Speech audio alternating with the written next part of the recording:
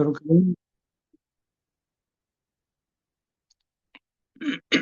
بسم اللہ الرحمن الرحیم.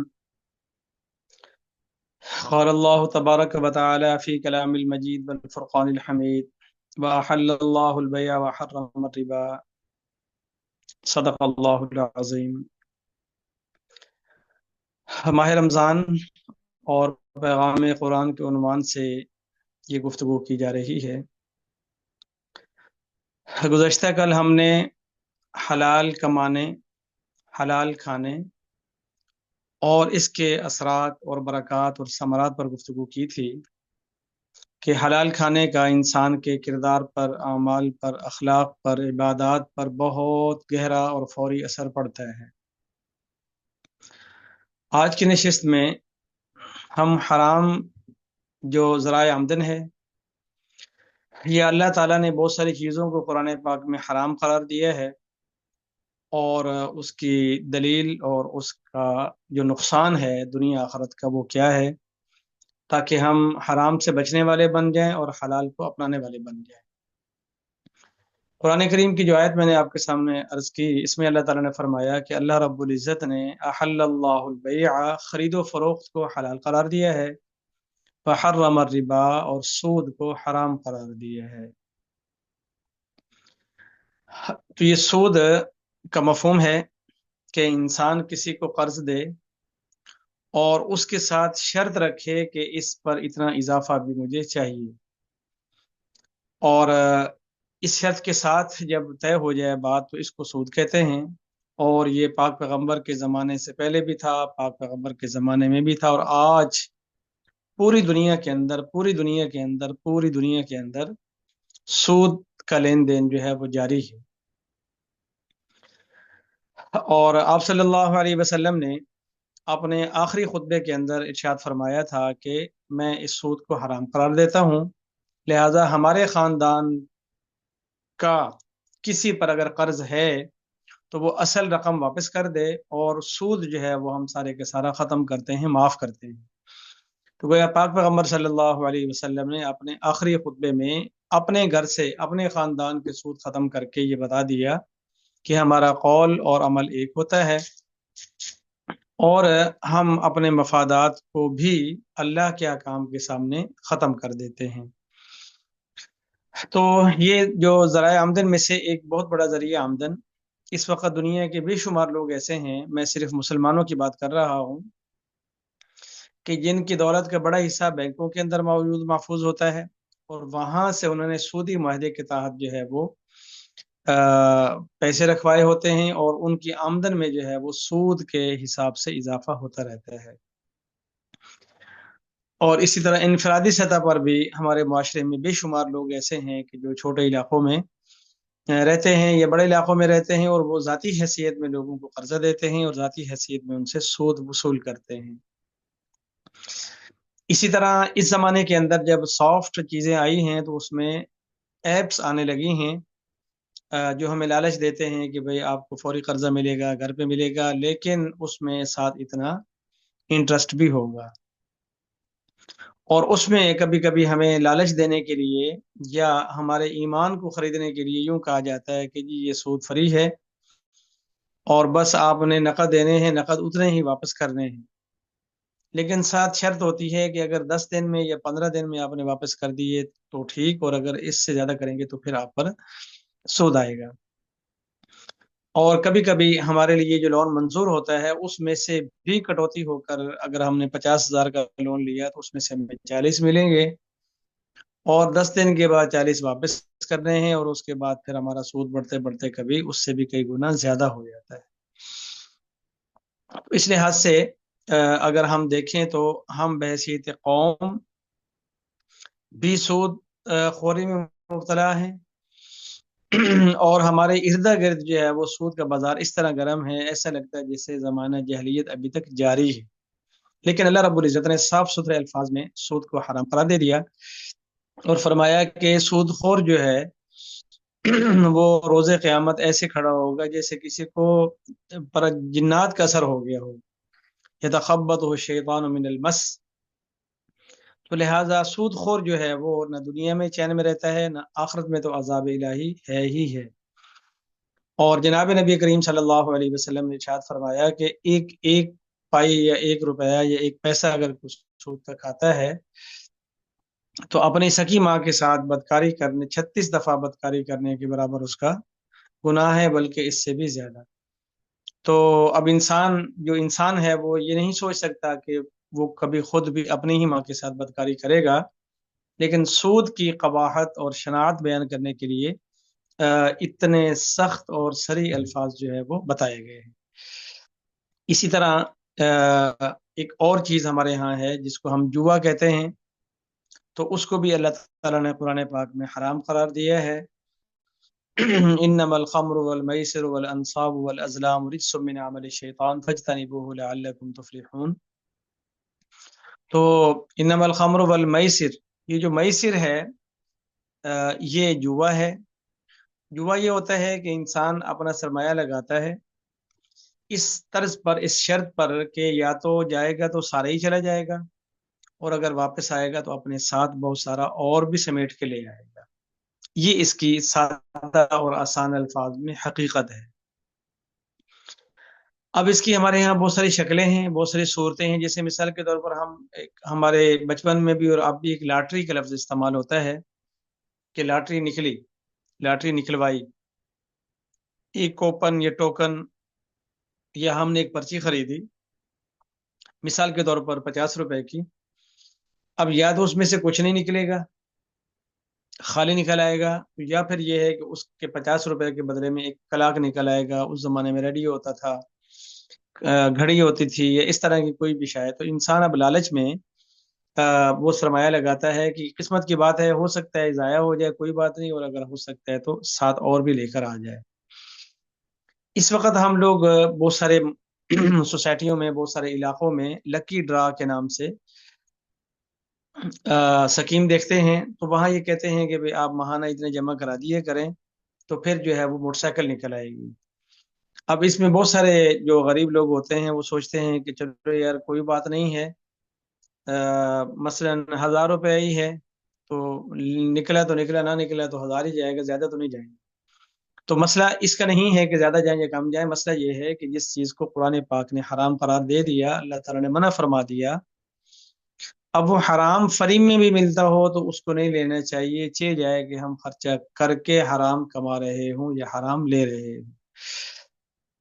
تو اس طرح دو چیزیں جو قرآن پاک نے اس زمانے میں عرب معاشرے میں رائج چیزوں کو ممنوع اور حرام قرار دیا تھا، وہ آج بھی جو کہ تو جو ہے وہ باقی ہے۔ اور اگر ہم یہ سمجھنا جاننا چاہیں کہ اللہ تعالیٰ کیوں ہماری اس طرح کی نالائقیوں کو حرام قرار دے دیتا ہے، تو اس کی وجہ یہ ہے کہ ایک طرف ہم بے تحاشا نفع اٹھاتے ہیں، دوسرے لوگوں کا نقصان بھی ہوتا ہے۔ اگر کوئی مجھ سے فائدہ اٹھا رہا ہے تو میرا نقصان ہے، تو مفاد پرستی کی سوچ میں تو مجھے مفاد دیکھنا ہے، لیکن اللہ وحدہ لا شریک چونکہ سبھی کا خدا ہے، اس وجہ سے اس کا ایک بندہ اگر نقصان اٹھاتا ہے، دوسرے کو فائدہ ہوتا ہے، تو اللہ کو یہ پسند نہیں۔ اس کی ہم مثال چھوٹی سی یوں سمجھ سکتے ہیں کہ اگر فرض کر لیں کہ ایک آدمی کے 4 بیٹے ہیں، ان میں سے ایک بیٹا جو ہے وہ چلاک ہے، شاطر ہے، تیز ہے، ترار ہے، اور وہ اپنی چلاکی سے، تیزی سے، ہوشیاری سے، سمجھداری سے اپنے باقی بھائیوں کو لوٹ رہا ہے، اور آ کر ابا جی کو بتاتا ہے کہ ابا جی کیا خوب زبردست، آج تو میں نے یہ لوٹا، آج تو میں نے وہ لوٹا، آج تو میں نے یہ کمایا، آج تو میں نے یہ بچایا، اور میں اس میں کامیاب ہوا، اس میں کامیاب ہوا۔ اب تھوڑی دیر پہلے یا تھوڑی دیر بعد آ کر دوسرا بیٹا آ کر بتاتا ہے کہ ابو جی میں لٹ گیا، میں پٹ گیا، تو اب وہ ابا جی کے لیے کوئی خوشی نہیں ہوگی کہ اس کا ایک بیٹا دوسرے بیٹے کو لوٹ رہا ہے، کیونکہ اس کا ایک بیٹا لٹ بھی رہا ہے۔ تو اگر باپ ہو کر اس کو ایک کے لوٹے جانے اور ایک کے لوٹ لینے پر خوشی نہیں ہے، تو خدا وحدہ لا شریک جو خالق ہے اس کو بھی اس سے خوشی نہیں ہوتی کہ اس کے 10 بندے سادہ لوٹ رہے ہوں اور ایک شاطر اور چالاک اور حرام خور جو ہے وہ ان کو لوٹ رہا ہو۔ اس لیے اللہ تعالیٰ نے وہ اس چالاک کو منع کر دیا کہ آپ نے یہ چالاکی نہیں کرنی، حرام خوری، حرام کاری نہیں کرنی۔ تو اور اللہ کی شان یہ ہے کہ چونکہ دنیا ایک وقتی زمانہ ہے، اور اللہ تعالیٰ نے بہت سارے اختیارات اپنے کنٹرول میں اس طرح رکھے ہیں کہ انسان ان کے سامنے بے بس ہے، اور تمام تر اسباب کے باوجود بھی وہ بے بس اور لاچار ہے۔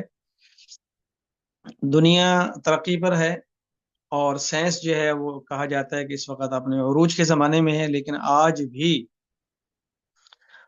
بھی اگر قدرت اپنی کاریگری دکھاتی ہے اور جنگل میں آگ لگ جاتی ہے، تو دنیا کی بڑی سے بڑی ٹیکنالوجی کے اندر سپر پاور بھی وہ آگ کے سامنے جلنے پر بے بس ہے۔ وہ لاکھوں کروڑوں اربوں کا نقصان کروا بیٹھتی ہے، لیکن قدرت کے سامنے اس کا بس نہیں چلتا۔ آندھیاں اور طوفان ہم اپنے آلات سے ناپ تو سکتے ہیں کہ آندھی کب آنے والی ہے، اس کی شدت میں اور رفتار میں کی مقدار کیا ہے، لیکن آندھیوں کو کبھی بند باندھ کر روکا نہیں جا سکتا۔ وہ آتی ہیں تو آتی ہیں، اور جب آتی ہیں تو پھر نقصان کر جاتی ہیں جو بے حساب ہوتا ہے۔ اسی طرح سمندری طوفان جو ہیں، ہم سب سطح سمندر یا سمندر کی تہہ میں جا کر اس کا اندازہ تو لگا سکتے ہیں کہ بھئی طوفان کتنے مقدار میں ہے یا کتنے شدت کے ساتھ آ رہا ہے، لیکن آج تک سمندری طوفان کو روکنے والا یا ٹوکنے والا کوئی بندہ پیدا نہیں ہوا۔ اسی طرح آسمانی بجلی ہے تو جب گرتی ہے تو اپنا نقصان کر کے جاتی ہے۔ انسان اپنی ٹیکنالوجی کے ساتھ اس کو کبھی سنبھال نہیں پایا، اس کو کچھ بھی نہیں کر سکتا۔ تو اسی طرح جو ہے وہ بارشیں اگر آتی ہیں نقصان دہ ہوتی ہیں، تو پھر وہ آ کر نقصان کر کے ہی جاتی ہیں۔ قحط سالی آتی ہے تو پھر قحط سالی اپنا غضب مچا کے ہی جاتی ہے۔ تو اگر کوئی انسان انتہائی شاطر ہے، چالاک ہے، خدا تعالیٰ کے احکامات کو روند کر لوگوں پر ظلم زیادتی کر جاتا ہے، تو کبھی اس بیچارے کو کینسر ہو جاتا ہے، کبھی شوگر ہو جاتا ہے، کبھی اس کی اولاد میں سے کوئی ایسے نقصانات آ جاتے ہیں، کبھی اس کی بہت بڑی رقم جو ہے وہ اغوا برائے تاوان میں خرچ ہو جاتی ہے، کبھی مقدمات کی نظر ہو جاتی ہے۔ تو اس طرح انسان جو ہے وہ سود کما کے سود کھا کے بھی یہ نہیں ہو سکتا کہ وہ لمبی زندگی پالے، ہمیشہ کی صحت پالے، ہمیشہ کی راحت پالے، ہمیشہ کی خوشی پالے، ہمیشہ کی عزت پالے۔ نہیں، ایسا نہیں ہے۔ لالچ ہے، وقتی طور پر اس کو نظر آتا ہے، لیکن ایسا نہیں ہے کہ وہ حرام کھا کر یا حرام کما کر جو ہے وہ راحتیں اور خوشیاں اور عزتیں پالے، ایسا نہیں۔ تو اس لیے ہمیں حرام کو سمجھنا بھی ہے اور حرام سے بچنا بھی ہے۔ اسی طریقے سے بہت دفعہ ایسا ہوتا ہے کہ اللہ نے ہمیں کوئی عہدہ یا ذمہ داری دی ہوتی ہے، اور کام والا بندہ مجبوراً ہمیں کہتا ہے کہ جی میں آپ کی خدمت کرتا ہوں، تو آپ جو ہے نا میرا کام کر دیں یا کروا دیں۔ اب اصولی طور پر ہمارا چونکہ ذمہ داری ہوتی ہے، ہم اس کی تنخواہ لے رہے ہوتے ہیں، اب اس کے اوپر اگر ہم معاوضہ لیتے ہیں تو اس کو رشوت کہتے ہیں، اور اس کے بارے میں فرمایا الراشی والمرتشی کلاہما فی النار، کہ رشوت لینے والا بھی اور رشوت دینے والا بھی دونوں کے دونوں جہنم کا ایندھن بنیں گے۔ اور جہنم وہ جگہ ہے کہ جس کا ایندھن اللہ تعالیٰ نے فرمایا کہ انسان اور پتھر ہوں۔ تو اس لیے اور کبھی کبھی ہم چھوٹے پیمانے پر چھوٹی چھوٹی رشوتیں بھی وصول کر رہے ہوتے ہیں۔ تو رشوت ہوتی ہے، وہ بڑی ہو تو بڑی ہوتی ہے، چھوٹی ہو تو چھوٹی ہوتی ہے، لیکن اللہ کی نافرمانی اللہ ہی کی نافرمانی ہے۔ اللہ کو ناراض کرنے میں یا اللہ کی نافرمانی ہونے میں ہمیں چھوٹا بڑا نہیں سمجھنا چاہیے۔ باپ کے سامنے بدتمیزی ہی ہوتی ہے، وہ بہت بڑی بدتمیزی ہو تو بھی بدتمیزی ہے، اور اگر چھوٹی سی بدتمیزی ہو تو بھی وہ بڑی ہی بدتمیزی ہے۔ اس وجہ سے علماء میں سے جو اولیاء ہیں وہ یہ فرماتے ہیں کہ یہ ہم کون ہوتے ہیں جو یہ سوال کریں کہ یہ اللہ کا بڑا حکم ہے یا اللہ کا چھوٹا حکم ہے، اللہ تعالیٰ کا سخت حکم ہے یا اللہ تعالیٰ کا نرم حکم ہے، یہ اللہ تعالیٰ کا سخت ممنوع کردہ ہے یا کم سخت ممنوع کردہ ہے۔ وہ کہتے ہیں جی اللہ نے منع کر دیا تو اللہ نے منع کیا ہے، تو بات ختم۔ اللہ کا حکم ہے تو اللہ کا ہی حکم ہے۔ اس کے بعد پھر یہ سوال کہ جی اللہ تعالیٰ کا یہ ذرا چھوٹا حکم ہے، یہ ذرا بڑا حکم ہے، یہ ذرا کم حرام ہے، یہ زیادہ حرام ہے، یہ سخت حرام ہے، یہ نرم حرام ہے، نہیں۔ اللہ ہے، اور اس کا حکم ہی ہے، اور اس کا جو منع کرنا ہی ہے۔ تو جس نے اللہ کے منع کرنے پر منع ہونا ہے، اس کے لیے تو یہ سوال نہیں ہوتا کہ یہ سخت حرام ہے یا زیادہ سخت حرام ہے۔ اور جس نے کاروباری مائنڈ کے حساب سے دیکھنا ہے کہ میرا نقصان ذرا زیادہ کس میں ہے کم کس میں ہے، تو وہ یہ دیکھے گا کہ مجھے اللہ کا حکم ماننا چاہیے کہ نہیں ماننا چاہیے۔ تو اس بنا پر کبھی اگر ہماری زندگی میں ایسا مرحلہ آ جائے تو ہم حتی الامکان رشوت سے بچ جائیں، رشوت دینے سے بھی بچ جائیں، اور رشوت لینے کا تو سوال ہی پیدا نہیں ہوتا، یہ جہنم کا ایندھن ہے۔ وہ تھوڑی چنگاریاں آپ اپنے بیگ میں بھر لیں یا زیادہ چنگاریاں بھر لیں، چنگاری چنگاری ہے، اس نے جلانا ہی جلانا ہے۔ وہ 4 چنگاریاں ہوں گی تو بھی جلا دیں گی، 8 چنگاریاں ہوں گی تو بھی جلا دیں گی، لاکھ چنگاریاں ہوں گی تو وہ ہمارا اتنا برباد کریں گی کہ ہمارا کاخ بھی نہیں رہے گا۔ تو اس لیے جب کبھی ہم اپنے روزگار کی طرف جا رہے ہوں یا ہم جو اعلیٰ تعلیم لے رہے ہیں روزگار کے لیے، تو یہاں نیت رکھنی ہے کہ انشاءاللہ کچھ سے کچھ ہو جائے، مر جائیں گے بھوکے لیکن حرام نہیں کھائیں گے، اس میں رشوت کا تو سوال ہی پیدا نہیں ہوتا۔ اسی طریقے سے ہمارے جو ناجائز ذرائع آمدن عام طور پر ہمیں گھیر لیتے ہیں، ان میں سے ایک فراڈ بھی ہے، فراڈ، دھوکہ، کہ ہم جھوٹ بول کر یہ فراڈ کر کے جو ہے وہ لوگوں سے رقم بٹور لیتے ہیں، اور یہ سمجھتے ہیں کہ یہ میری چالاکی ہے، یہ میری سمجھداری ہے۔ ایسا نہیں۔ تو یہ جو دھوکہ دے کر ہے یا جھوٹ بول کر ہے، یہ بھی ناجائز ہے اور حرام ہے، اور اس میں دھوکہ دینا ایک الگ گناہ ہے، اور دھوکہ دے کر حرام کمانا الگ گناہ ہے، پھر وہ حرام کھانا الگ گناہ ہے۔ اس طرح جھوٹ بول کر جو کمانا ہے اور پھر کھانا ہے، تو جھوٹ الگ سے حرام ہے، اللہ کی لعنت آئی ہے۔ پھر جھوٹ بول کر جو کمانا ہے وہ پھر حرام کمائی ہے، اور پھر اس کو جو کھانا ہے وہ ایک الگ طرح کا پھر گناہ اور پھر حرام ہے۔ تو اس کی ہم اگر ماحول معاشرے میں مثالیں دیکھیں تو بہت اب ایسا ہوتا ہے کہ لوگ لوگوں کو سروسز فراہم کرتے ہیں، سروسز پرووائڈ کرتے ہیں کہ میں فلاں شہر میں رہتا ہوں، تو وہ کہتا ہے یار فلاں شہر تو میرے لیے خرید کے لے آنا، خرید کے بھجوا دینا۔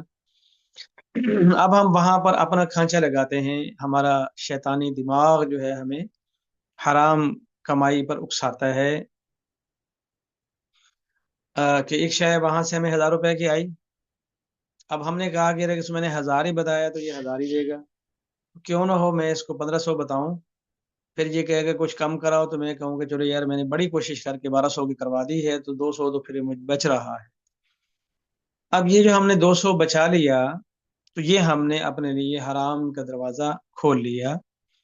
اگر ہم سے حلال نہیں ہو سکتا تو ہم صاف منع کر دیں کہ بھائی صاحب میں مصروف ہوتا ہوں، میرے لیے مشکل ہے، آپ کسی اور سے رابطہ کر لیں، اور اگر میں دہاڑی توڑ کر وہاں جاؤں گا تو مجھے آپ کو 500 روپیہ میری خدمت کا معاوضہ دینا ہو۔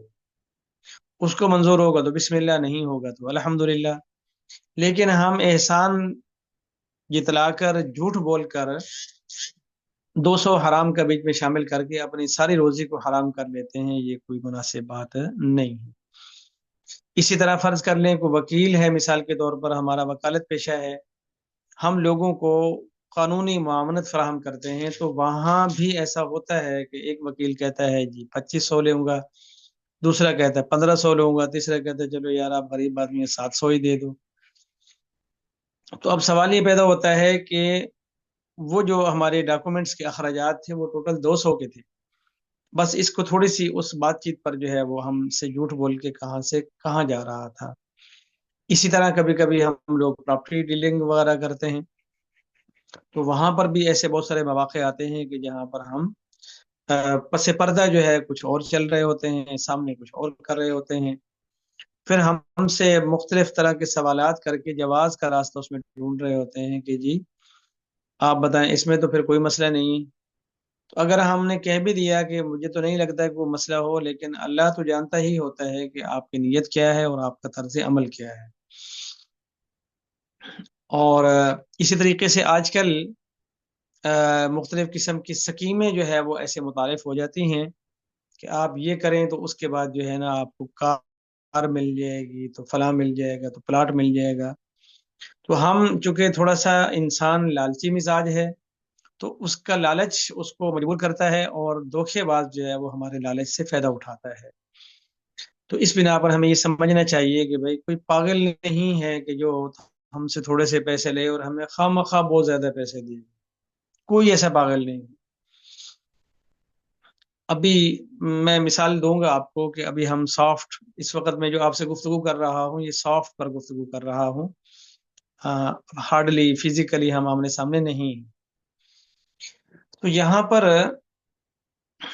بہت سارے ایسے آ گئی ہیں ایپس یا ان کے طریقہ کار کہ بھی آپ جو ہے ممبر ان کو دیں، یعنی ممبر سازی کریں کہ آپ اتنی فیس جمع کرائیں، پھر آپ 3 لوگوں کو اور شامل کریں، پھر ان میں سے ہر ایک 3 لوگوں کو اور شامل کرے گا۔ ہمیں ایسا لگتا ہے کہ یار یہ 4,000 جو ہے اس میں کوئی ایشو تھوڑا ہی ہے، بس انشاءاللہ جب میرے 3 ممبر ہو جائیں گے پھر وہ ان میں سے ہر ایک 3 کرے گا، پھر ان 3 میں سے ہر ایک 3 کرے گا، تو پھر میری چین بن جائے گی، پھر دیکھنا میں گھر بیٹھے مجھے پیسے آئیں گے۔ اب اس میں جو ہے وہ ٹائٹنز وغیرہ کمپنیاں بھی اس طرز پر کام کر رہی تھی، تو یہ ساری کی ساری دھوکہ اور فراڈ ہے۔ اب ہم اپنے لالچ اور سہل پسندی کی وجہ سے یہ سوچتے ہیں کہ بس یہ تو سمجھو کہ میرا راستہ کھل جا رہا ہے، تو ہم اپنے اپنے 4,000 دیے، پھر ہم سے آگے 2 بندوں کو ہم نے پھنسایا، جھوٹ بولا، فراڈ، دھوکہ دیا۔ وہ بھی ہمارے جانے والے تھے، دوست تھے، رشتے دار تھے، تو ہم نے 12,000 ان کے بھی لگوا دیے۔ اچھا، ان میں سے کسی نے آگے نہیں دیے، پیچھے نہیں دیے، تو جس جو کمپنی ہے حرام خور اس کو تو 4,000 4,000 4,000 مل گئے، لیکن میں نے لالچ میں اپنا بھی نقصان کیا، اپنے رشتے داروں کا بھی نقصان کیا، اور ہم سب کے ہاتھ میں کچھ بھی نہیں آیا۔ تو یہ جو ہمارا ایک لالچی مزاج ہے وہ ہمیں اس پر لگا دیتا ہے، اور بعد میں کبھی کبھی کچھ بھی ہاتھ نہیں آتا، اور ہم دھوکہ کھا کر منہ چھپا کر پھر رہے ہوتے ہیں۔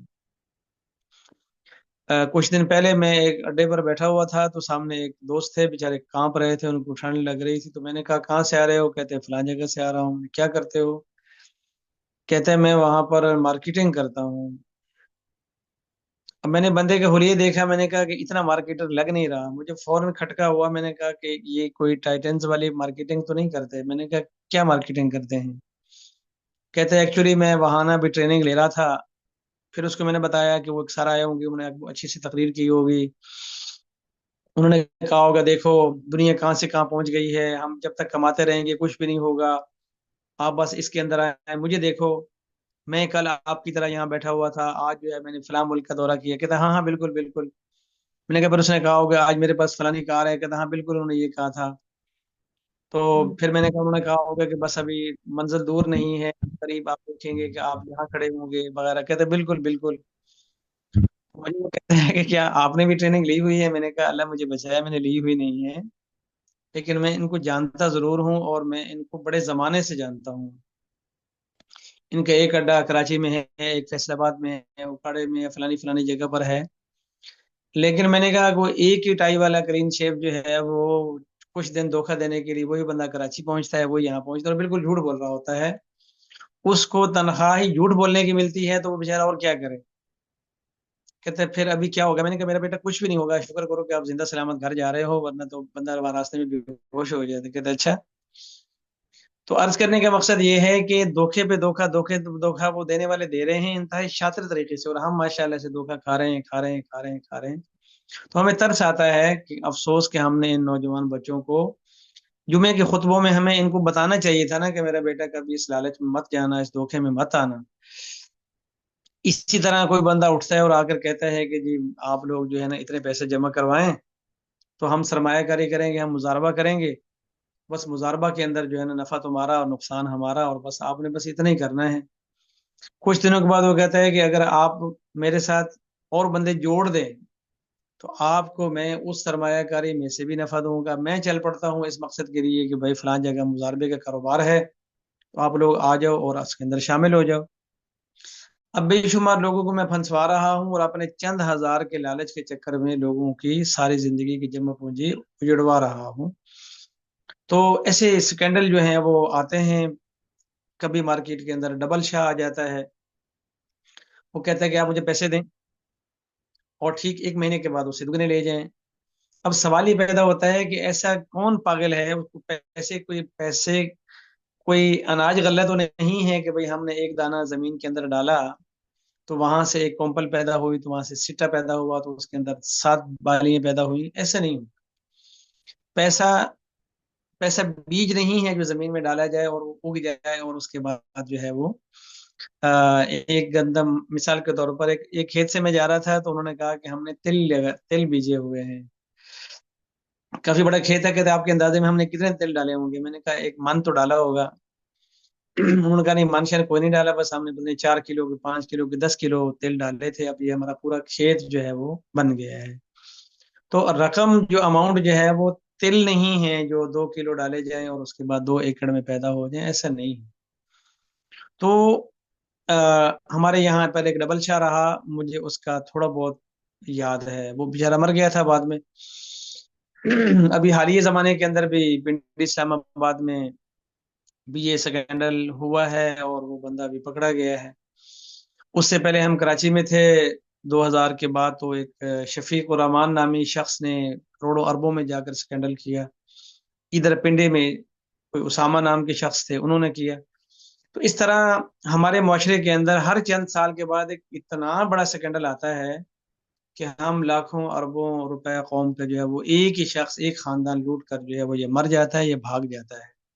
تو اصل کیا ہوا، وہ جو لالچ تھا، ہماری خواہش تھی، ناسمجھی نادانی، وہ ہمیں ان چیزوں میں ہمیں لٹوا پٹوا دیتی ہے۔ آپ حضرات کے سامنے جیسے میں نے حرام میں سرمایہ کاری کرنے سے بچنے کا میں نے عرض کیا، تو لٹنے پٹنے سے بھی میں نے آپ کے سامنے کچھ آگاہی فراہم کی۔ تو لوٹنا بھی ٹھیک نہیں ہے، لیکن لٹ جانا بھی ٹھیک نہیں۔ تو ہم اگر ذرا اچھے شریف ہوتے ہیں تو پھر لوٹتے نہیں ہیں، تو لٹ جاتے ہیں۔ تو یہ نادانی بھی ایک مصیبت ہے، ایک بے وقوفی بھی ایک مسئلہ ہے، لالچ بھی ایک ہماری مجبوری ہے۔ تو آپ اس وقت ہمارے سامعین انتہائی باشعور پڑھا لکھا طبقہ ہیں، تو ہمیں اس شعور کو پانا اور اپنانا بھی ہے اور اس شعور کو پھیلانا بھی ہے۔ اگر ایسا ہوتا تو یہ بڑے بڑے تاجر، فیکٹریوں والے بلا وجہ کیوں اتنا اپنا مغز ماری کرتے؟ امپورٹ کرنا، ایکسپورٹ کرنا، ملازم رکھنا، ٹرکوں سے مال لانا، لگوانا، بھجوانا، نقصان ہو جانا، راستے میں مسائل کے پیدا ہو جانا، وہ بس ایسے ہی کرتے، ممبر ممبر بنا کے جو ہے وہ اپنا سارا کچھ کرتے رہتے، لیکن ایسا نہیں۔ تو بہرحال ایک تو ہم اخلاقی طور پر بحیثیت قوم تنزل کا شکار ہیں، اسی کے ساتھ ساتھ ہم شعوری طور پر بھی بہت زیادہ تنزل اور کمزوری کا شکار ہیں۔ لیکن ہمیشہ قوم کی تقدیر جو ہے وہ نوجوان نسل بدلتی ہے، انہوں نے اپنے بوڑھوں کو بھی سمجھانا ہوتا ہے، بچوں کو بھی بچانا ہوتا ہے۔ تو لہٰذا جو میں نے آپ کے سامنے ایک شعوری طور پر عرض کیا کہ ہمیں چیزوں کو سمجھنا چاہیے، تو ہمیں اس پر نظر بھی رکھنی چاہیے۔ ہمارے بھائی بہن، بہنوئی، کزن، اعزا، قارب، استاد، شاگرد، دوست، احباب، اگر کہیں آپ کو لگے کہ وہ لوگ اس کا شکار ہو رہے ہیں تو ان کو فوراً سے ان کا ہاتھ پکڑ لیں کہ خدا کا واسطہ ہے، یہ پیسے مجھے دے دیں، اگلے سال میں آپ کو پورے کے پورے لوٹا دوں گا، لیکن ادھر مت دینا، آپ سب سے ہاتھ دھو بیٹھو گے، سب کچھ کھو بیٹھو گے۔ وہ جو میں نے آپ کو عرض کیا کہ جب میں کراچی میں تھا تو اس زمانے میں وہ شفیق الرحمان والا جو مزاربہ تھا عروج پر تھا، تو ایسا چلا کہ ایسی وبا آ گئی کہ ایسے لگتا تھا جیسے ہر بندے نے ہی گویا کہ وہاں پہ سرمایہ کاری کر رکھی ہے۔ اب اس میں کسی کا 1000، کسی کا 10,000، کسی لاکھ، اس میں بھی بہت سارے ائمہ مساجد، مؤذن، خدام، وہ بھی اپنے اپنے نمازیوں کو کہ جی وہ وہاں پر میری بات ہو گئی ہے اور آپ ایسا کریں گے تو ایسا ہو جائے گا، وہ لاکھ روپے وہاں جا کے جمع کراتے تھے، وہ 10,000 اسی میں سے وہ لوٹا دیتا تھا، اگلے مہینے 5,000 وہ ایک اور دے دیتا تھا، 10,000 پچھلے بندے کے لیے دے، وہ لوگوں کو لگا کہ ایسے ہی۔